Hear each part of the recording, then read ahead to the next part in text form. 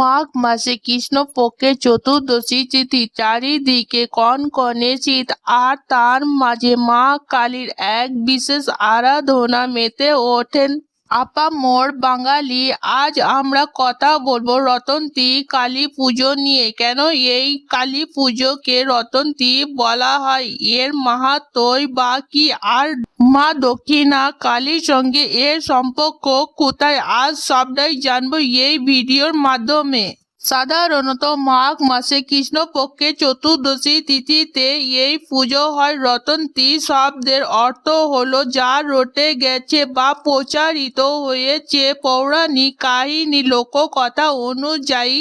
এই বিশেষ দিনে মা কালী দেবী মা দুর্গার রূপ ধারণ করে মর্ত্যে আবির্ভূত হয়েছিলেন। অন্য এক মতানুসারে শ্রী রাধা কৃষ্ণের প্রেম নিয়ে যখন চারিদিকে নানা কুৎসা ছিল, তখন শ্রী রাধার সতীত্ব প্রমাণ করতে এবং ভক্তের মান রক্ষা করতে দেবী কালীর রূপ ধারণ করেছিলেন।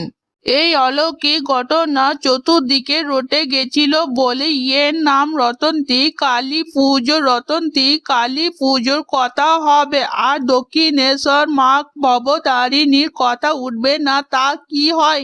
1855 সালে রানী রাসমণি যখন দক্ষিণেশ্বরের মন্দির প্রতিষ্ঠা করেন, সেই দিনও ছিল রতন্তী চতুর্দশী। সেই কারণে প্রতি বছর এই তিথিতে দক্ষিণেশ্বরে মা ভবতারিণী বিশেষ পুজো ও রাজবেশ অনুষ্ঠিত হয়। দূর দূরান্ত থেকে ভক্তরা আসেন মায়ের এই অপরূপ রূপ দর্শন করতে। শ্রী রামকৃষ্ণ পরমহংসদেব নিজে এই তিথিতে মায়ের আরাধনা করতেন, যা এই পুজোর গুরুত্ব আরো বাড়িয়ে দিয়েছিল। রতন্তী কালী পুজোর কিছু বিশেষ নিয়ম আছে। এই পুজো সাধারণত নিশীথ রাতের অর্থাৎ গভীর রাতের সম্পন্ন হয়। অনেক জায়গায় মাকে নানা রকম ঋতু ফল এবং বিশেষ ভোগ নিবেদন করা হয়। এই দিনে অনেকেই সাধক তান্ত্রিক বিশেষত সিদ্ধি লাভের জন্য জপ তপ করেন।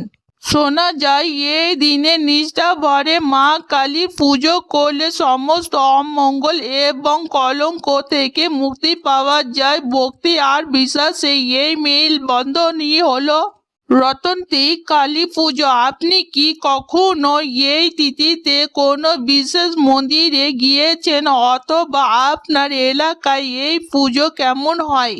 আমাদের কমেন্ট করে অবশ্যই জানাবেন। ভিডিওটি ভালো লাগলে অতি অবশ্যই লাইক করবেন এবং শেয়ার